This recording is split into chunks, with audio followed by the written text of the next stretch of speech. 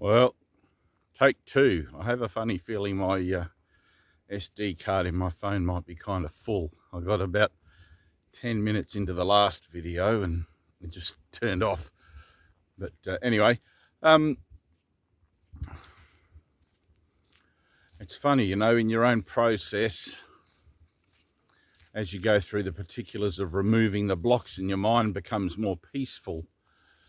You don't have so many triggers and things.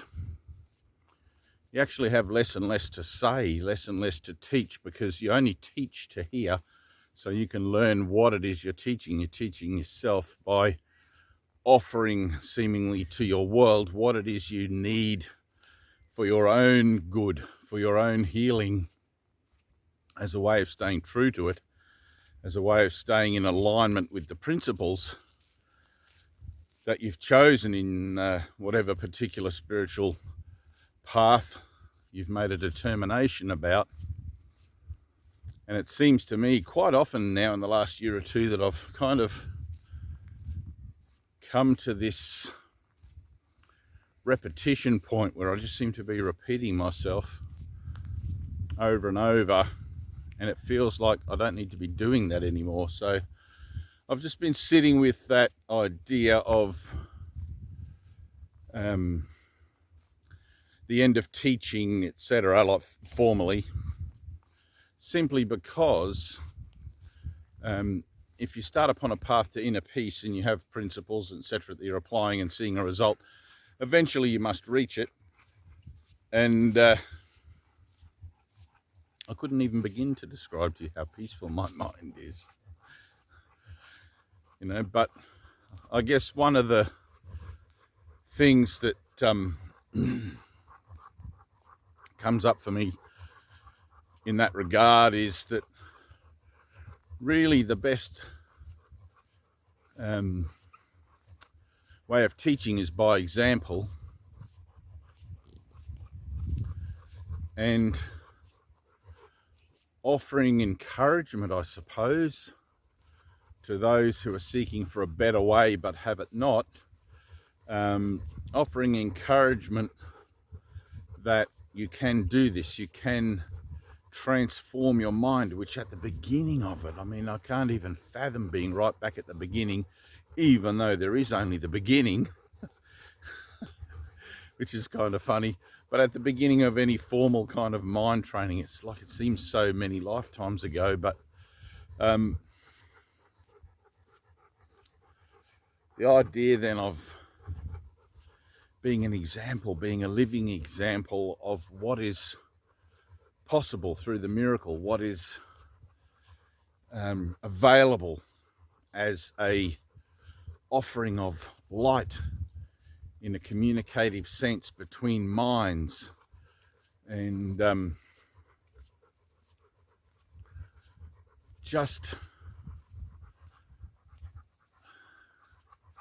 it's such an honor, such a privilege, I don't know what one of my teachers once said to us all as a group in a place where I was attending regular sessions each day for a period of years, but once said to us, we're very late timers early in time, which in a sense very simply means that we've seen the meaninglessness of the world and made a decision to seek for an alternative, to seek for true meaning.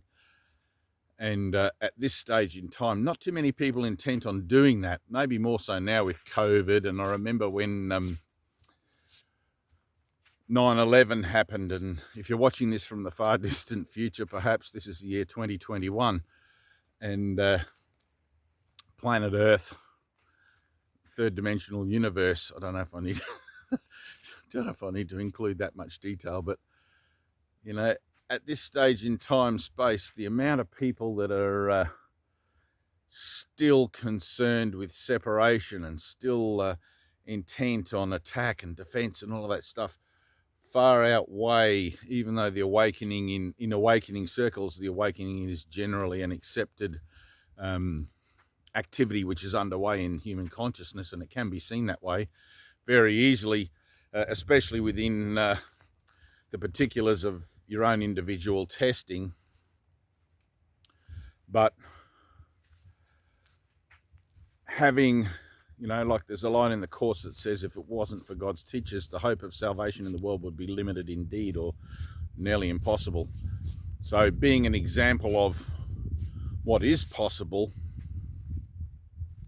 and being willing to represent that to others who struggle to find hope and meaning in their lives, so that they can join and come to join in this collaborative kind of change of purpose, which is available now through, and available more easily through the teachings of A Course in Miracles, and which is representing man's salvation through the principle of atonement.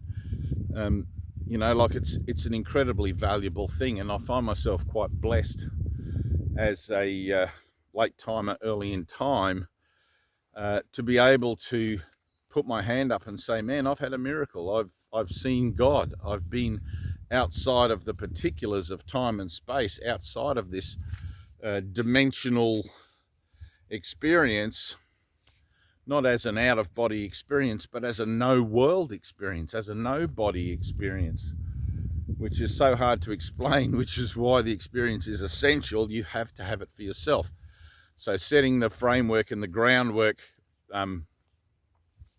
so you have lines along which to proceed is very important, which is why anyone who was to ask me, doesn't matter who you were, even if you were the Dalai Lama, anyone who was to ask me, how do we begin our spiritual journey, I would say, go and grab yourself a copy of A Course in Miracles. Not A Course of Love, not A Course of all that other stuff, which is just spin-offs by other people, but a copy of A Course in Miracles with the 365 workbook lessons, and get started.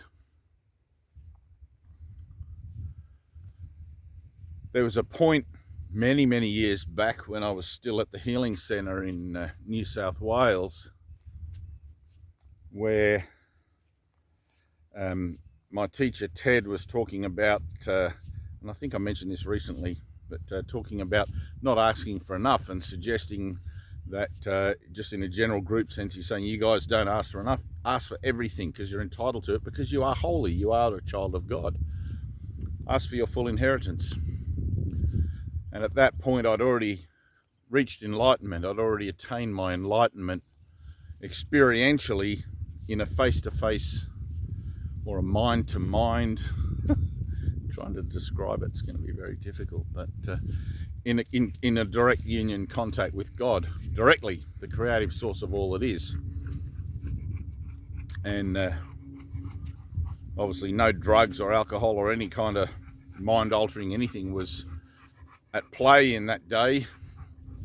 And for anyone who knows my background, you'll know that I tried to manage my life with drugs and alcohol for a long time, up until about 3 or 4 months before my awakening, when I made a cold turkey decision to quit, and did so, which I think pushed me into the extremes of anxiety without having my coping mechanisms, and led me towards that dark night of my soul, which happened, as I said, 3 or 4 months later, wherein through the prayer of the heart for meaning and usefulness and all that sort of stuff in my life, I had that non-physical experience, that out of time experience of direct union with God. So I feel blessed to be able to stand here and say, look, God's a fact, even though the nature of everything in the world is to deny that. Don't expect to find witnesses to God in nature and all those sorts of things. I mean, the experience of God directly is a singular experience. It's not something over here but not over there, if you know what I mean by that. You know, if you were to try to associate the nature of God on earth, you would have to call into play the idea of unconditional love, which is what God is. Good news, I know, God doesn't judge, God's completely unconditional. You would have to call into play the nature of unconditional love in your own life, in your own experience here in the physical world, and love everyone the same. And if you've ever tried to love everyone the same or consider that idea, it's not long before someone pops to your mind who you would probably have great trouble in even forgiving so that you could love them unconditionally. Despots and dictators and things like that. But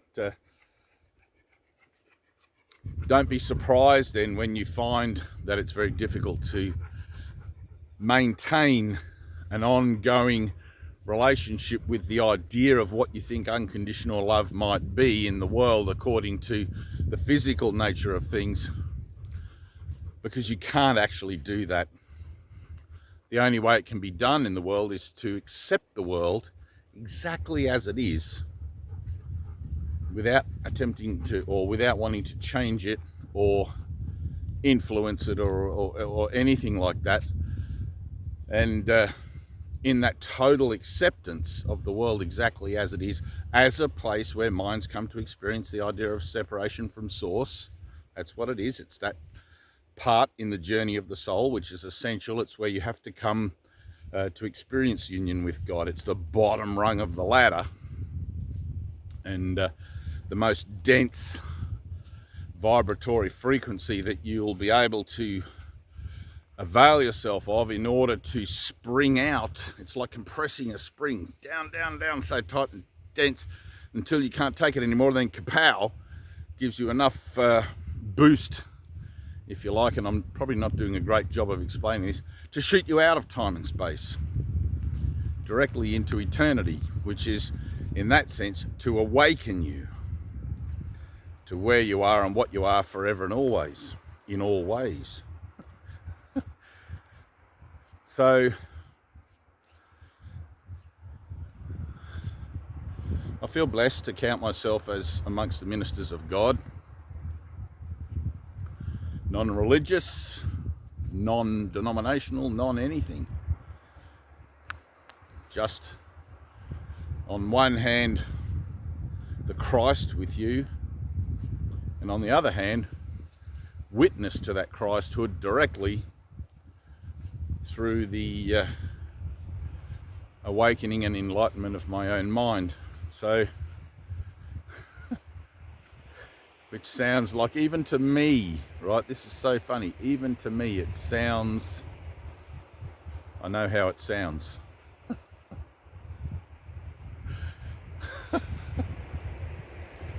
It's funny, but I can't deny it. I can't deny it happened. You know, it's like if it were to have happened, let's say, what's that thing that everybody takes, the party thing, DMT, the spirit drug or something.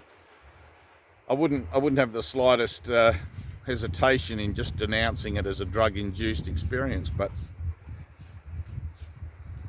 I heard a voice the morning immediately after the dark night of my soul, where I was suicidal, fell to my knees in prayer.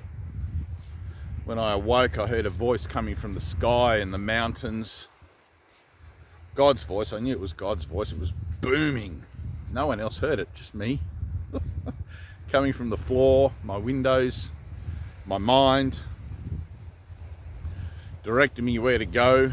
I followed those instructions, and 3 days later was awoken, raised up, whatever you want to put that as, and found myself back in eternity where everyone and everything was there. And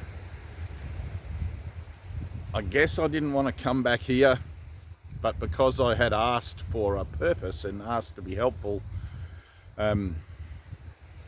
ta-da, here I am. So as an example of what's possible, as an example of the power of the miracle, I can tell you that God is a fact, and that despite the appearance of the whole world seemingly running around, chasing its tail, looking for a fix to this and a cure for that and a solution to this, and all of these things that are going on, they're all not true. They're all illusory. They're all part of a dream. They're all part of a ongoing experience of denial of unconditional love, which is what the world is meant to represent and what it will represent regardless of how determined anyone is to make heaven on earth. Heaven on earth is a state of mind that you foster within yourself so that you become unbothered, unattached,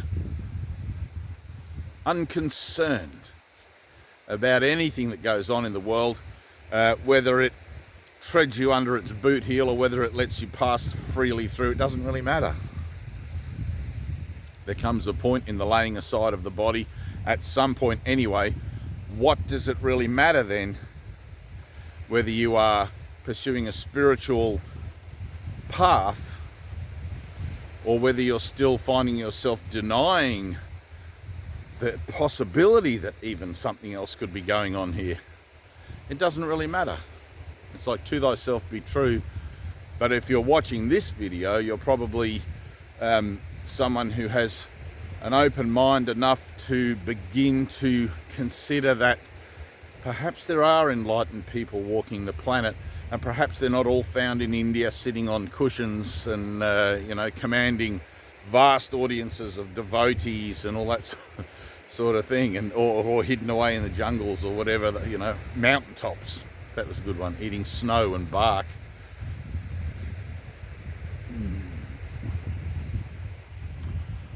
So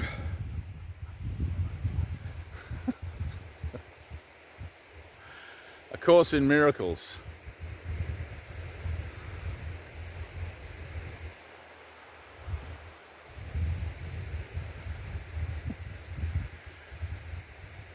Buy yourself a copy.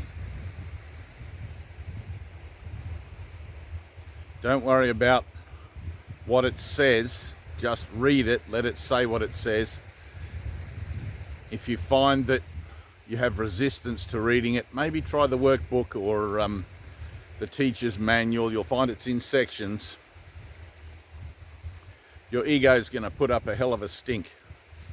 Right? That part of your mind that is attempting constantly to verify the external and the physical nature of yourself, this body, as what you are, in denial of the fact that you are actually spirit, mind, which is the same thing. It's going to put up a hell of a stink, and you're going to find that you have all kinds of resistance to wanting to even open the book up. And I've met plenty of people who tell me they've had the book on their shelf for 20 years and they've never read it, or they read it once and put it down. And if you're like me, you've probably thrown it against the wall a few times. But do those workbook lessons. You have to get beyond the point, and this is my own understanding with things here, is like you have to get beyond the point where you're questioning whether its authority is true or not. You have to have your own experience. You have to be able to see the particulars of your mind changing according to the descriptions and the dialogue or the curriculum of the course in the way that it tells you that it will change, and it will. You have to see that your relationships become more harmonious. You have to see that the flow of things in the universe comes to you more easily. You'll never have more than you need, and you'll never have less than you need. And in your willingness to simply serve the universal flow, or serve God, serve your higher mind, it's all the same thing. In the pursuit of your own personal and individual atonement, you'll find that everything becomes very simple. And it's important that you keep it simple.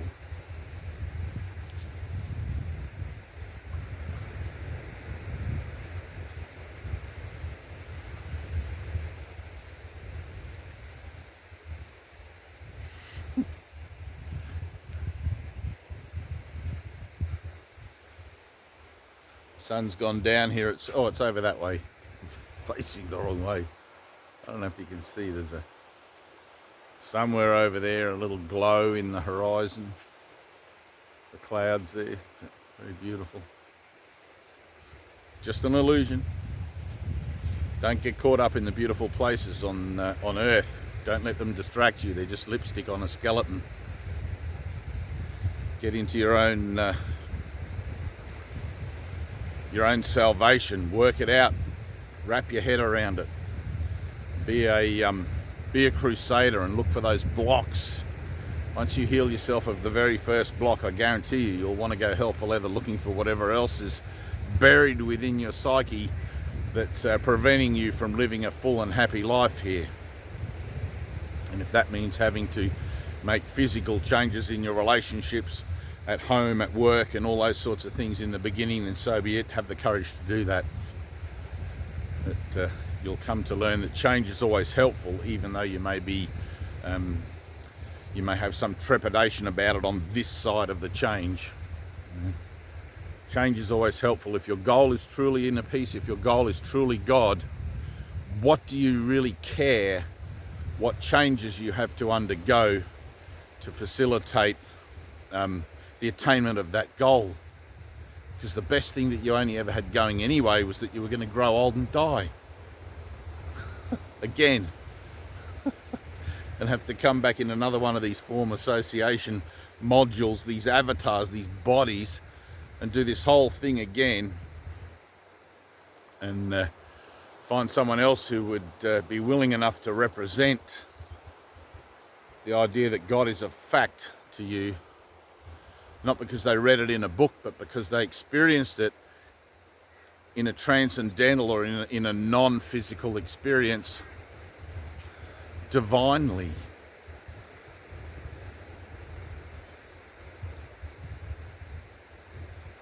Learn to be miracle-minded. Learn to trust the universe, trust the flow. Make bold experiments with your life.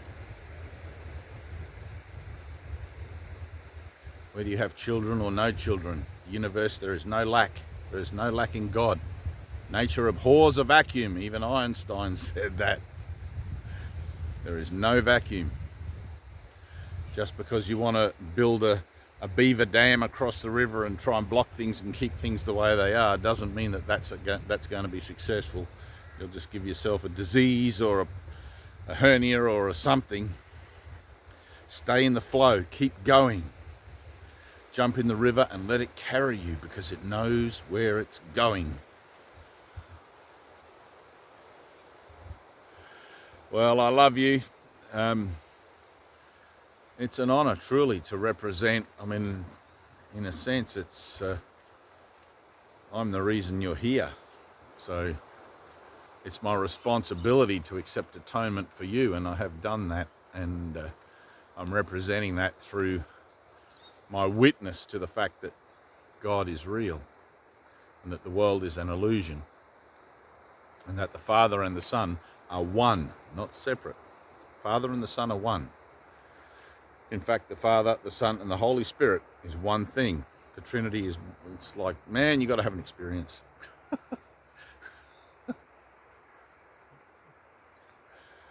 Well, that's it.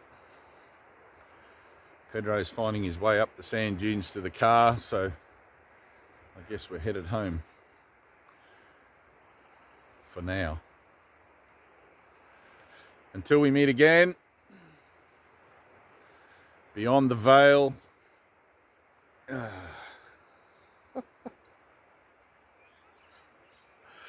I love you, and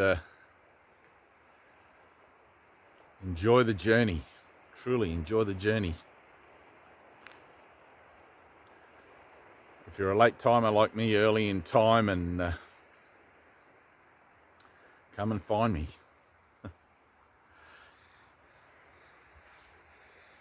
All right. Peace.